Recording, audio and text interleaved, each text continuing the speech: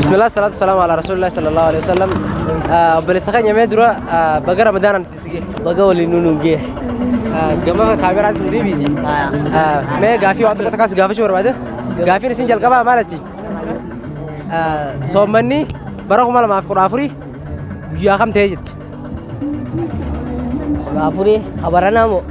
صومنا برا كمال ما في قرافري بيخش جرا ما بقى جي رمضان أجي جالتها ما خلاص جي شو بربانا بقى ولي نونجي أي خانة تانسين ماس قافي ده تكتك قافي شو بربانا قافين جل كبا كانت برا كمال ما في قرافر برا كمال ما في قرافر صومني ويا كم تهيت لك تنرى قفي أي قافين تنا هذا برتجي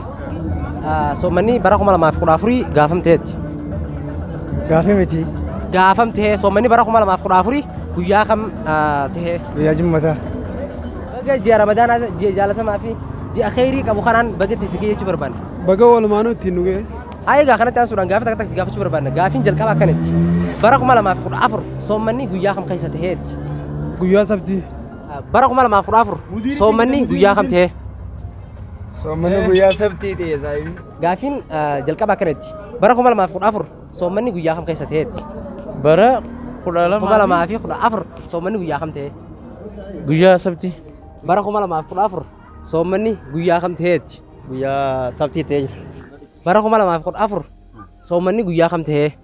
برا كمال ما في قرافر صومني قيا كم قيا سبتي صومني برا كمال ما في قرافري ويا كم كيسة تهيت قيا سبتي برا كمال ما في قرافر صومني ويا كم تهيت برا كمال ما في قرافر صومني ويا كم تهي Barakumo lama afi قرافر kodafur somani halkan sabtirati برا كمال ما في قرافر صومني ويا كم تهيت ya sabti أيه قافين لما فعلا با صومني عمل دبره باتي تم كيسة تهيت باتي خبر كان أيه قافين يصير لما دامو صومني عمل دبره باتي تم كيسة تهيجا باتي تمي يا قافين يصير لما فعلا برا دبره عمل دبره شو صومني أكل كوفسا يوخ أكل لكون عرباتي باتي تم كيسة تهي عمل دبره صومني باتي تم كيسة تهي كعرباتي سموت يا خيزرا قرو سموت يا خيزرا أيه قافين أما قراتشي نسنا ونياتو جربيتا سمون تونس واتيكو واتيكو قافين لما دادي سكنت برا دبره صومني أكل عرباتي باتي تم كيسة تهيت ها سمنا دبر صومنا دبره أكل عرباتي باتي تم كيسة تهي ها عنده وقا دبره أكل عرباتي صومني جي أخم كيسة تهيت جمع شعبان قيس وقا دبره كافار عرباتي صومني جي أخم كيسة تهي الله أعلم أيه قافين سلام مدا برا دبره صومني جي أخم كيسة تهيت أكا أفان عرباتي صومني عمل دبره باتي تم كيسة تهي akara arafan arabati ji ramadana qais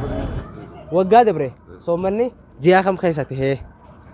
برا دبره يا تدور ودان بس أكا أفان عرباتي وقا دبره صومني جي أخم كيسة تهي رمضان قافين لما فارا وقا دبره يو خبر دبره صومني باتي تم كيسة تهي أكل كوفس أكا عرباتي باتي تم كيسة تهي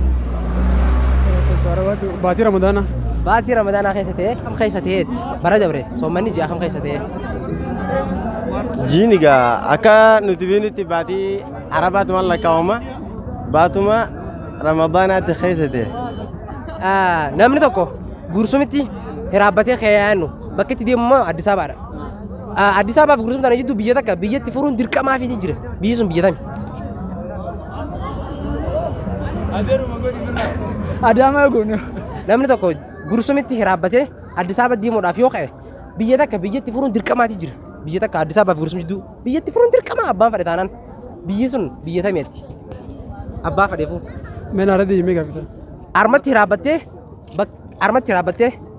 Addis Ababa deemuu jirta bakka takka bakkatti furuun dirqamaati jira. Bakki sun eessa yookaan bakka tami. أدام Adaamaadha ji. Ayee gaaffiin isa sadaffaadha. Namni tokko kan gursumitti hiraabbatee deeme Addis Ababa deemu jira Addis Ababaaf gursumchi duu biyya takka biyyatti furuun dirqamaati jira biyya sun keenyaan furuu qabdeeti biyyi sun biyya tami Biyya osoo hin ta'in bakka itti furuun itti ga'eetti furu. ni tokko gursumitti hiraabbatee gama Addis Ababa yookaan Jimmaa yoo deemu jiraate biyya takka biyyatti furuun dirqamaati jira biyyi sun biyya tamiitti biyyatti furuun dirqamaa bakkuma isaatti ga'e. namni tokko kan gursumitti hiraabbatee ka'e Addis Ababa galuuf deema yoo ta'e bakka takka bakkatti furuun dirqamaati jira bakki sun isaa yookaan biyyi sun isaa Yoo musaafira ta'e qofa. musaafiras ni Bakkuma teessane. soommanni amata kanaa soommana meeqaffaadha hijiraa akka hijiraatti soommana meeqaffaadha soommanni amata kanaa Bara amma garaachaan wal nyaachuu jiraan jedhe. hanga har'aatti soommanni dirqama uummata Nabi Muhammad irra dirqama ta'e soommana meeqaffaa soommanu jirra Waggaa 1443. soommanni hanga waajiba ta'e hanga har'aatti soommana har'a soommanu deemnu kun soommana meeqaffaati jetti Kum tokkoo fi qoonna jirjirte wati qoonna jirjirte 43. hanga islaamni amantii yookaan soommanni kun hanga waajiba ta'e soommana meeqa soommanee waliigala yookaan soommana meeqa soommaname Eenyu? muslimni hanga rabbiin soommana kana waajiba godherraa kaasee soommana meeqa soommaname Hanga umrii isaa jiraate kaa. Amata 15 irraa galee hanga jira hanga du'a. gaafiin kiyya hanga soommanni kun waajiba ta'e hanga sirraa kaasee soommana meeqaffaadha karra soommanu jiru kun soommana meeqaffaadha 1400 1400 kudha afur hanga islaamni yookaan soommanni kun dachii keessa gadda waajiba ta'ee dhuferraa kaasee soommana meeqaa soommaname hanga soommana har'aa kanatti Kudha afurtamii sadii soommanamee jiru. kudha afur 43 jee bara 1443 jee yookaan karaan makiinaadhaan kiiloomeetira 5 miilaan kiiloomeetira meeqa ta'a Amma deebisuuf ni ulfaata. karaan tokko kan kiiloomeetiraan kan makiinaadhaan kiiloomeetira 5 miilaan kiiloomeetira meeqaatti Makiinaadhaan kiiloomeetira 5 miilaan immoo kiiloomeetira meeqaatti kiiloomeetira meeqa goona kan hin beekne gaaffii sadaffaadhaati namni tokko gaaffii sadaffaadha karaan fageenyaan makiinaadhaan jechuudha makiinaa kan fiiguun kiiloomeetira 10 yoo ta'e fageenyaan yoo miilaan shorroqaasu ta'an meeqa taa'etti yaadde San ogummaa rabbii yoo dheedha. jechuun fageenyaan hangamta akka tahaa yoo amma makiinaadhaan fi deemne karaan sun fageenyi isaa kiiloomeetira 10 hoggaa immoo miilaan shorroqaasu ta'an karaan sun fageenyi hangamta akka ta'a Ati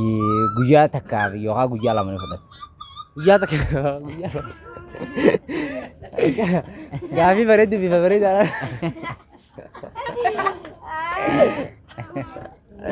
gaaffii sadaffaadha akkanatti karaan fageenyaan makiinaadhaan yookaan baay'ee taraan kiiloomeetira 5 miilaan kiiloomeetira meeqa Otoon kaa gaafiin taatu tuwin akkana roodii. makiinaadhaan kiiloomeetira 5 miilaan kiiloomeetira meeqa ta'a jaa tokkuma. karaan fageenyaan kiiloomeetira 5 miilaan kiiloomeetira meeqa ta'a Kiiloomeetira 5 maka. fageenyi kiiloomeetira makiinaadhaan kiiloomeetira 5 miilaan kiiloomeetira meeqa Kiiloomeetira 5. karaan miilaan kiiloomeetira makiinaadhaan kiiloomeetira 10 fagaatu miilaan kiiloomeetira meeqa ta'a Ahmas maka. Kalau makita. dhumarratti immoo namni ati baga ramadaanaan siin ga'e jechuu ni barbaaddu eenyume Allah obboleeyyan islaamaa kaa hundaa'u kaa waanuma islaama ta'e. Jalqaba maatii xiyyaa akkasumas uummata islaamaa hundaanuu baga ittiin singee baga waliin nugee ajrii isaa rabbi nu argachiisuun jaa alhamdulillah. dhaamsaa ati qabdu mee gama dhaamsaa si dabarsana dhaamsaa ati qabdu immoo yookaan namni baga soomana kanatti si ga'e jechuu barbaaddu meenyu Jiraatota magaalaa Gursum hundarraa ittiin dursee sheekha keenya sheekha guddaa sheekh Musaa Suwaala itti aansee jiraatota magaalaa Gursum hundaa fi baga isinitti ga'e jaa. ayyee baga waliin nuti ga'e jazaakallahu khairan hedduu si galatoonfanna nuuf jiraadhaa dhumarratti immoo namni ati ji'a ramadaanaa kanaan baga itti si ga'e jechuu ni barbaaddu eenyu faadha Akkasuma obboleeyyan kiyya maatii kiyyaa fi obboleeyyan islaamaa hunda baga ittiin sin ga'e jaa. Maatii kiyyaa guutuu islaama Nabi Muhammad guutuu baga ittiin ga'e jaa. Dhaamsi waan biraa odoo hin taane baatii soommanaa akkuma namni beekutti mana xaraqachuu fi qoonqoo waan nyaatu qopheeffachuu namoonni hedduminaan baay'inaan eda waan hin dhuguu fi waan hin nyaadhu baatee ramadaanaatiif hin qopheeffannee jechuudhaan soommanni sabtii ta'uu irraa rifatee hedduu waan jiruuf nuti kanaa miti keessa keenya xaraqanneetti hin qophoofna baatii soommanaa kanarraa bu'aa buufachuu halkan leelatul qadrii qunnamuudhaaf gaabbuu kadhachuu marxifachuu jabeeffachuudha malee waan nuti qabnu kanaa miti haaluma kanaan jabaannee baatii ramadaanaarraa khayrii guddaa buufachuun barbaachisaadha namoota sadeen nabi Muhammad alayhi salaatu wassalaam gaafa kan